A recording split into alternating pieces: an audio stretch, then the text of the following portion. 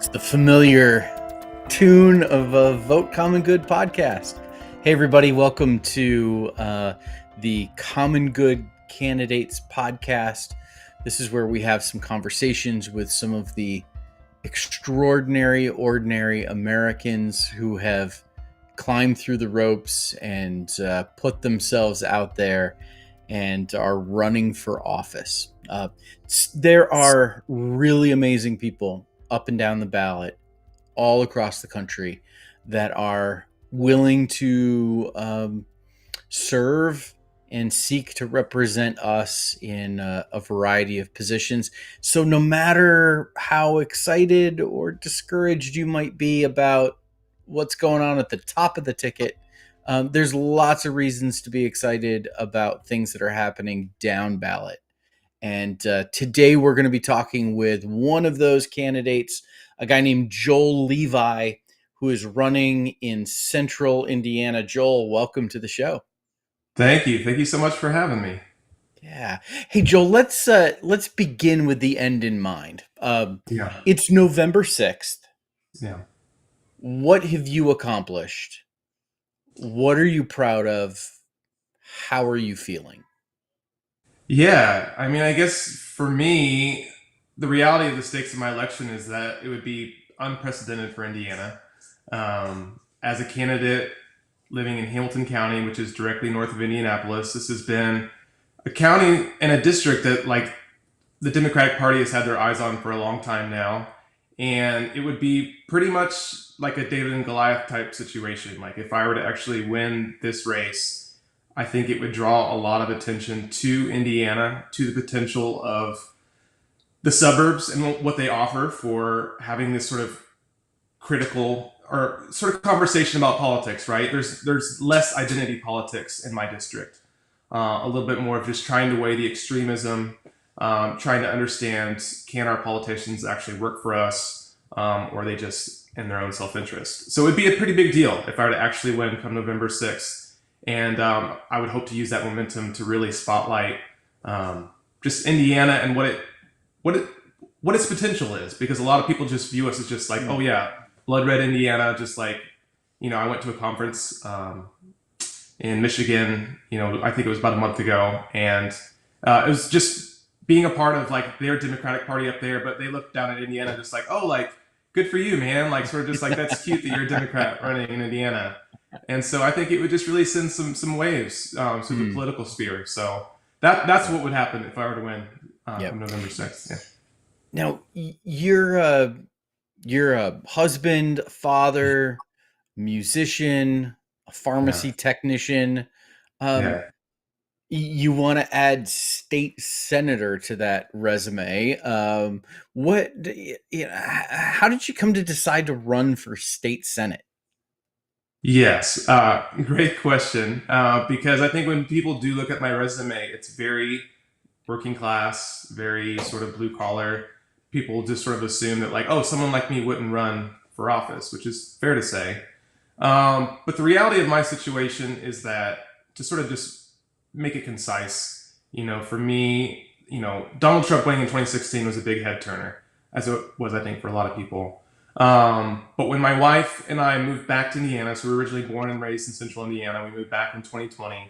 I have a 5-year-old son. At the time, he was 2 when we moved back.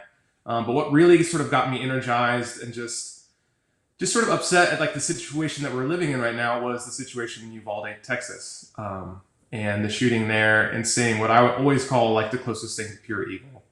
And then you sort of continue on, and then later you see the shooting in Nashville, Tennessee, which my wife and I are very familiar with that area, and you continue to see the most vulnerable and most precious of our population being attacked, taken advantage of, without really any sort of party coalescing and trying to make a change. So why I'm running for state senate is because of where I live. So like I said, I live in the county directly north of Indianapolis. It's a pretty affluent county, but also a very purple county, and I live at the very northern end of that. So I think most people, when they run for office, would maybe run for town council or city council, something like that. So I live in Cicero. My wife and I and my 5-year-old son live in Cicero. It's a beautiful little lakeside town, but the entire town council is Republican, so really no avenues there. If you zoom out a little bit further, I actually live in the Speaker of the House's district, which I always joke like he sort of gerrymandered with the surgeon's knife. Basically, created a very unassailable district there. So then you zoom out a little bit further, and it's the state senate district, which is 20, and that encompasses Cicero, Noblesville, and then Carmel. And having several conversations with people and people that have viewed this race seems like could be the most competitive race where I live specifically. So the reality of my situation was like either run for state senate or stay home and keep yelling at my TV, just saying like, is somebody going to do something? So I sort of jumped in. So I just started, making the phone calls, reached out to the executive administrator of the Democratic senators, reached out to a recent senator that was elected in Indianapolis, Senator Hunley. She's sort of taken me under her wing. She's also younger. She's 41. I'm 36. So I think she could relate to my race and to me just trying to be a parent, trying to make their state a better place for their kids. Yeah. So, I mean, what exactly does a state senator do? Yeah, so I think what's interesting about this race versus the House races, because I think what's interesting about a senator specific office is that they can actually initiate and have a lot of strength in sort of starting bills. Hmm. And I think that they have sort of this leg up in the sense of like having the two systems of like House versus Senate. They have a little bit more of weight behind the bills that they sort of sign and sort of put forth. And I think that that's something that is a little daunting to think about that kind of weight or responsibility, or you could say power given to me. Um, but it's something that I think would be unique in my story and maybe the story of Indiana or even really the story of this country. Not to sound too dramatic, but just like for Hmm. someone that doesn't have any other interests but, systemic change and wanting a better state for their children, like I'm not bought and paid for, I guess. Like I've always been self-conscious of not having a lot of money or coming from humble origins, but like I do think that it gives me a unique voice to the sense of like I'm not, like my opponent, like I'm not a CEO of a property development company. I have nothing really to gain financially from this other than trying to push the needle forward. I want a safer Hmm. Indiana. Like I want a more inclusive space where like the affordability crisis for housing is a really big issue right now. And it's like, that's it. Like that's why I'm running. And I would hope and pray that like that's a fresh voice and maybe a new perspective that Indiana needs. Yeah. What's it like running for office? Like as a first-time candidate, has it been what you expected it to be? Like, I mean, we've all got like these visions, like of we Right. watch West Wing or we watch, Yeah. House of Cards, and you get like that. Yeah. Oh, there's all this intrigue and there's all this fast talking, and like what's it actually like to run for office? Yes. I always call running for office a battle between the head and the heart. And especially for me, coming from someone that doesn't come from a lot of money, is like I know in my heart I'm doing the right thing. I know that this is standing up and trying to make a difference and all of those like really good, like good feeling type things. But then when you really get in the weeds of it and just realize how much money is involved, it is staggering and overwhelming. And I would say that has been the biggest, just sort of something I knew in the part of my brain, but never so viscerally until going up against an opponent, that has $100,000, and I know that there are races that are bigger than that, but like when it comes to a working class candidate, like $100,000 to compete in a race is like pretty staggering. Yeah. And I just find myself realizing there's there's a legitimate reason why people like me don't run for office. And the Mm. biggest barrier to entry, I think, is money. Like the Yes. fact of how much money it takes really creates this barrier for people like everyday people like me to run for office. And I say this on both sides of the aisle. So I want to Mhm. be very candid. Like when I roll up to like Democratic meetings, other candidates in my district are rolling up in like a Tesla. I mean, like green car, like a Lightning, Ford F-150. They're all green cars, but like the other candidates are like one's a doctor, another one's a lawyer, another one is Vietnam vet, now an airline pilot. Like this is on both sides of the aisle. Like usually you walk into this scenario having an exact plan of how much money you can raise, and I chose that like I wasn't going to let that stop me. So I battle the head and the heart a lot running for Yeah. office. Yeah, I know when I ran for Congress in 2018, if you had asked me at the beginning of my campaign, list your top 10 campaign issues, Yeah. campaign finance reform would not have been on the list. It Right. wasn't in my Right. top 10. Right. And by the time my campaign ended, if you had said list your top 10 issues, campaign finance reform would have been number one on the list. Yeah. Like, I think Yeah. people, I don't know if people have a sense of, you hear the Right. numbers thrown around and like, oh, it sounds like a lot of money. But Right. how staggering it is when you are up against uh, so much money. And I Yeah. think it's, you've seen those studies that are like, there's a certain income level at which like you don't get appreciable, am I saying this word correctly? You don't get more happy. You don't get happier like the more Right. money. Right. It's, Diminishing returns. Yeah. yes, there's a sense of like, okay, you got to hit a certain threshold to be Yeah. happy, but then Hmm. anything above, I think it's like making 70,000 a year or something like that. Um, Hmm. and I think there's the same thing with politics. It like there's there ought to be like a certain threshold that once you hit that, you can run a competitive race, Hmm. and but you've got to hit that threshold, right? Right. And when you're nowhere near it, or you're struggling to get there, or you can't self finance, or you don't have a Rolodex of millionaires to call on, Yeah. and you look at an opponent who's got a war chest, Yeah. it's like it's really it's tough. Yeah. And it really just sort of makes you question just like the people that we have elected in office, like how much, of this sort of quid pro quo, like this financial, like backing for this, like how much of that really goes on. And I Yeah. know in Indiana, like it's pretty blatant, like it's not even really like that hidden. Um, but like you have, like an opponent that I'm going up against that like very directly financially benefits from being a state senator because Mm, he's also a property development, like CEO. So like the yeah. contracts that he's getting in like a police department in Carmel, which I love police departments, support the police, but like he has a direct advantage of getting that $15 million project over just, another contract on the street or like, so you see this sort of like, it's out in the open. Like this is common facts. Like there's actually articles like in our, Hamilton County Reporter talking about the state senator I'm running against, like directly, financially receiving from being a state Wow. senator. But sort of people just sort of like, I think they just sort of shrug their shoulders and just like, like, isn't that just sort of the way it is? Mm, And it's unfortunate because I think we yeah. have become sort of numb to this sort of people view candidates or, elected officials as just sort of like other, like a little bit of a stratosphere above the common person. And it sort of allows them to get away with a lot, as we definitely see on the national scale.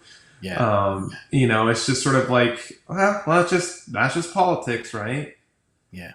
Yeah. And Well, we've been talking about some of the kind of discouraging, frustrating things about the system and campaigning yeah, and everything that comes up. Now, listen, I did not know this. I did a little bit of research. I did not know this. Sliced bread invented in Indianapolis. And I know you're a little north of Indianapolis, but yeah, when people talk about, oh, this is the greatest thing since sliced bread, we have your area of the country to thank for that. Tell us more about Central Indiana and what's great about it. What's something we ought to know, we ought to do. Tell us, besides rooting for the Colts or whatever. Like right. what is? Tell us about Central Indiana. Yeah, I feel like if I were to talk about Central Indiana, or maybe the Midwest at large, I feel like the Midwest, Indiana, is sort of like that girl in school that had the glasses on that was maybe dorky, sort of takes them off and like sort of like lets her hair fall down. Everyone's just like, oh, because we have climate change, we have cost of living happening on both coasts of this country, and suddenly now like to have like an actual affordable cost of living, a backyard, all this sort of things that like a lot of people want, like people are now looking at Central Indiana and just like, oh, so like it's not scorching hot during the summers, you can afford a backyard, you have like pretty good schools, like, oh, okay, like maybe Indiana's actually sort of cool now, uh, as opposed to like living in like a DC or like a LA, or just like people are just getting priced out of the coast. So that's my little plug for like Midwest Love life it. right now. It's just like it's suddenly becoming cool, slash affordable. But I think the biggest thing we have going against us is like progressive ideas and inclusivity. And that's sort of the stereotype that I think my race and other races are trying to break, of just like Indiana isn't just this backward state of just like a bunch of, backwards thinking, or maybe possibly racist, or just like um, mindset. Like it actually is a pretty cool place to live, a lot going for it, but it's the narrative that we're trying to break, right? Yep. Um, because I think even like Michigan has, a lot of progressive ideas and like has a lot of stuff going for it. Even Illinois, Ohio, we probably lean a little bit more towards Ohio as far as just like the way that people brand us. But like I said before, like I live sort of like in a lakeside community, sort of directly north of Indianapolis, and it's really grown on my wife and I and our son. Like the biggest reason why we moved here was being close to family. So my wife's sister lives 6 houses down from us. They go to the same Nice. school. Like they're going to be going to kindergarten Yeah. together this fall. Like all that kind That's of like awesome. family, you know. Um, Yeah. so yeah, Yeah. That wholesomeness when you think of like middle America, that's you got it. And as you're trying to change the narrative, may I suggest a slogan like Indiana, uh, the best thing since sliced bread.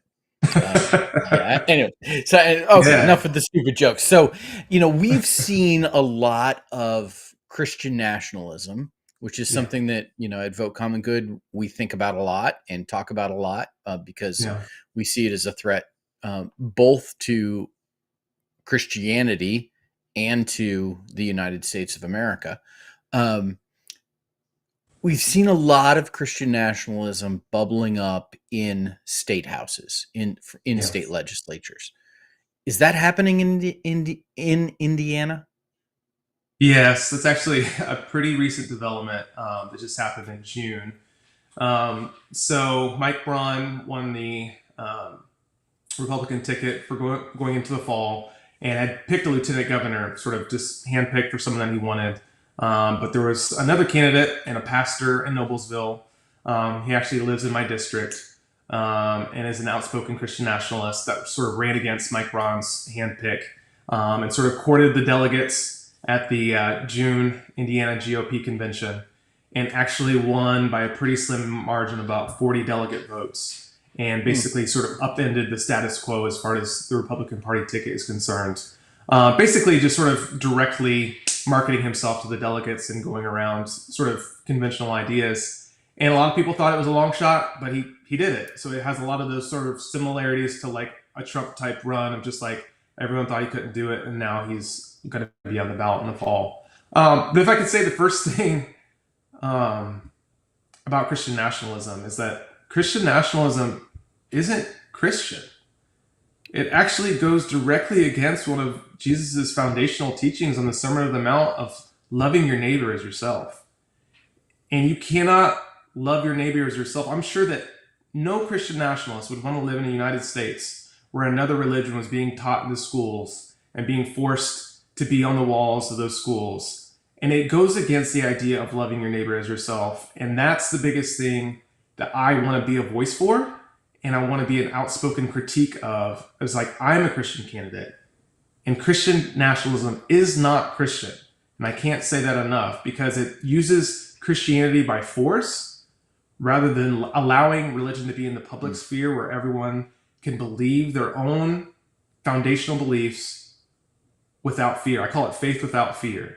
And what we're heading towards is a space in the public sphere where people that don't believe a Christian ideology fear for their own free opinion, their own free will. And it's just, I think it's an important narrative to have. And there are other voices. If I could give a quick plug to a friend of mine, Andrew Whitehead, a recent friend of mine who just wrote a book called American Idolatry. He actually is an associate professor of sociology in Indianapolis. And so he and I actually just got coffee a couple months ago to sort of talk about this, and like recently had a conversation for the Indianapolis Star that's going to be coming out like later this summer, just sort of talking about Christian nationalism because it is the idea isn't new, but the term is new for a lot of people. So we wanted to sort of shed light on what it is and what it represents, and then why I feel so adamant about speaking against it. Yeah. And those of you that are either watching on YouTube or listening on one of the podcast platforms, you can find in the Vote Common Good stream, you can find conversations with Andrew Whitehead and Samuel Perry, uh, who wrote a book. Um, is it It was Take before America Back American for Idol. God? Yes, yes, Yeah, Take America Back for God, which they're not advocating for, by the way. yeah, Yeah, but just really, really sharp minds, people who hmm are thinking about these things. Yeah, so I mean, it's really important for particularly Christians to right, stand up and say, "Hey, this co-opting of our faith for political purposes is not okay. It's not right, all right." And then not just critiquing it, but also providing an alternative way to engage as a faithful person in hmm our political system. Because there is, I think, there is a way to be involved in American politics, uh, right, motivated by trying to love your neighbor as yourself, motivated by the common good, right. without any desire to give preferential treatment or Mhm. even worse, impose your own faith on others. And I feel so, I guess compelled is the best word because I think it speaks volumes. And I made this very clear in the interview for the Indie Star is just like, I am a Christian going against Christian nationalism. I think that our, or my voice specifically, or Christians' voices specifically, need to be heard to know that, like, we could, in quotes, directly benefit from this kind of ideology, but we actually stand against it Yeah. because we believe it goes against freedom, it goes against democracy. Um, and I feel like it's very, un-American. I feel like, in my opinion, I can be a Christian, a patriot, and also speak against Christian nationalism. And we're seeing this sort of in real time right now, in Louisiana with like the Ten Commandments being put up in schools. Even more recently in Oklahoma with the state superintendent saying that like Bible must be taught in schools. It's like, this is not right. And I know that there's going to be a lot of people that are going to speak against this, but our voice or my voice, like I want to continue to say that, like as me as a candidate, I think it's very important for me to say that this is not right on any level, and it's also they are co-opting Christianity. Like this is also not even Christian.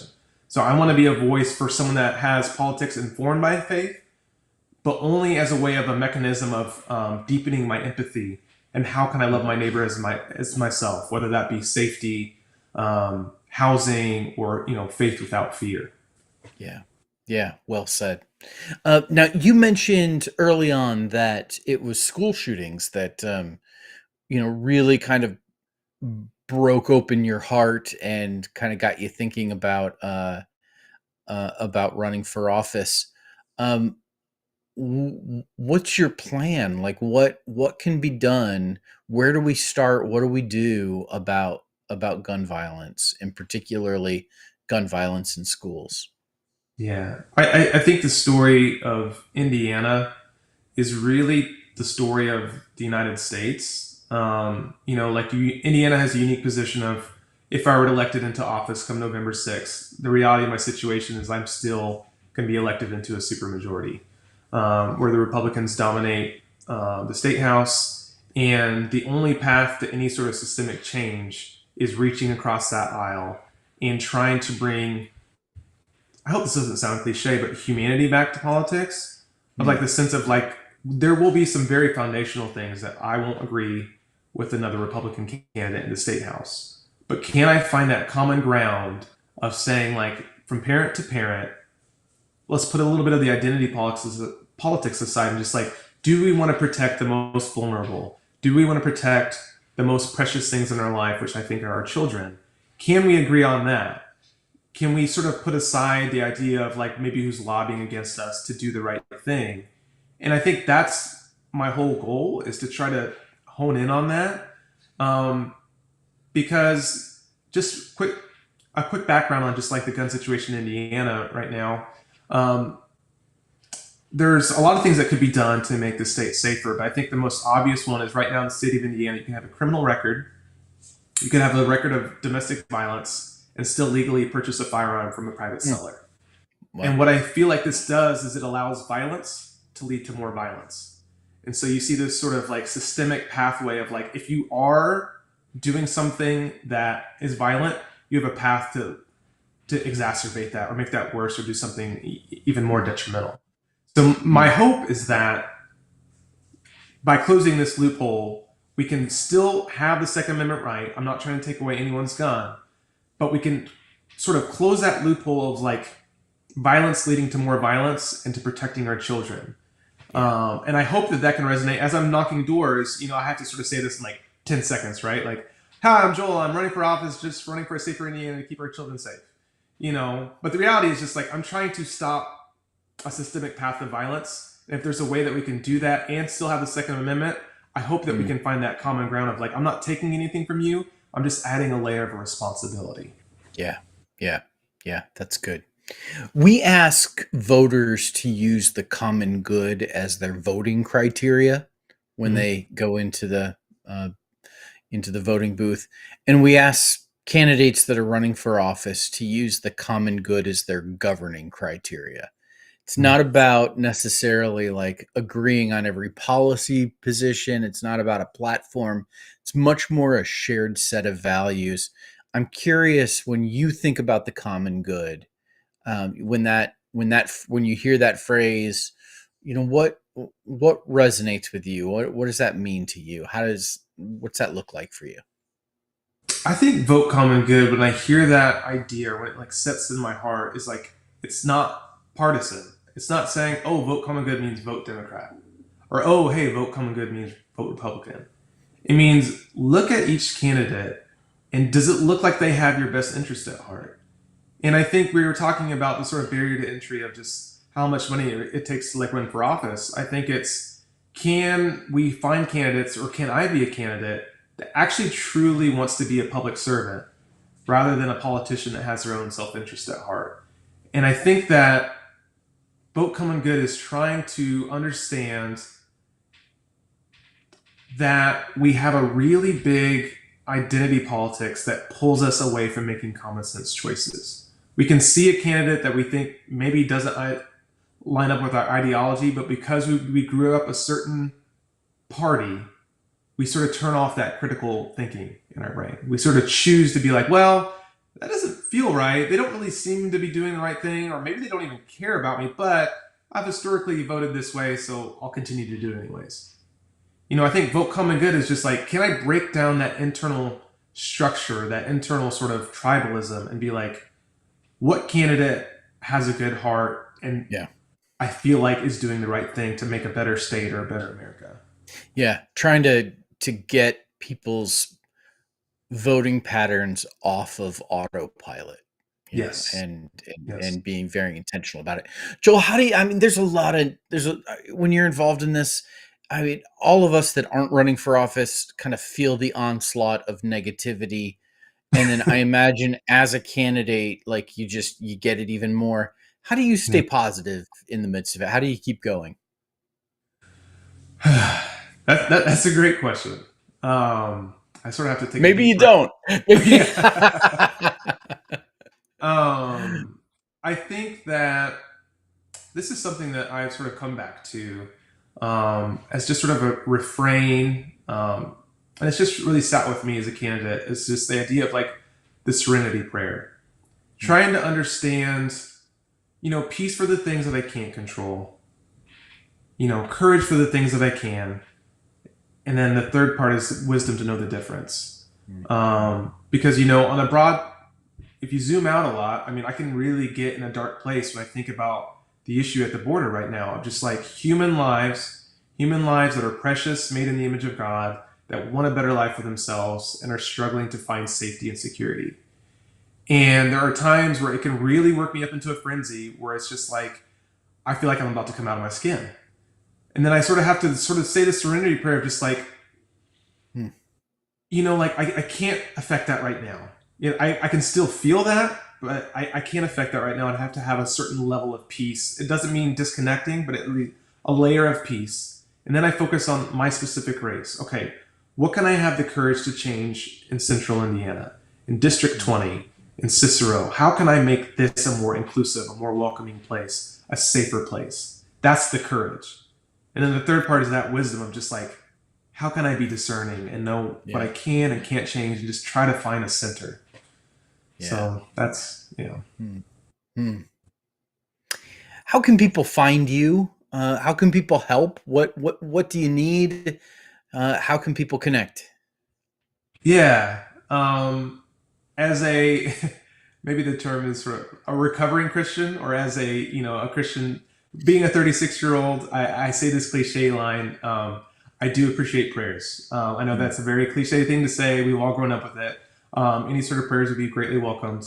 But if you felt inclined to donate to the campaign, obviously I would take that. I think that's my campaign is essentially grassroots. Don't really have any major, corporate contributors, but you could go to joelleviforindiana.com. You could donate there at my Act Blue page. But yeah, I think, and thirdly, I think it's just like getting to know your down ballot candidates. Hmm. That's sort of like my uphill battle of just trying to let people know that like you may feel disenfranchised by the top of the ticket and the age gap and whatever that may be, but like there are local candidates in your area trying to make your state and your area a better place. That's what I'm trying to do for Central Indiana and for District 20. So yeah, if you feel inclined, even if you live out of state and you reverberate with my message, feel free to go give online. $5, $10 is great. But yeah, that's a way that you can help my campaign. Yeah.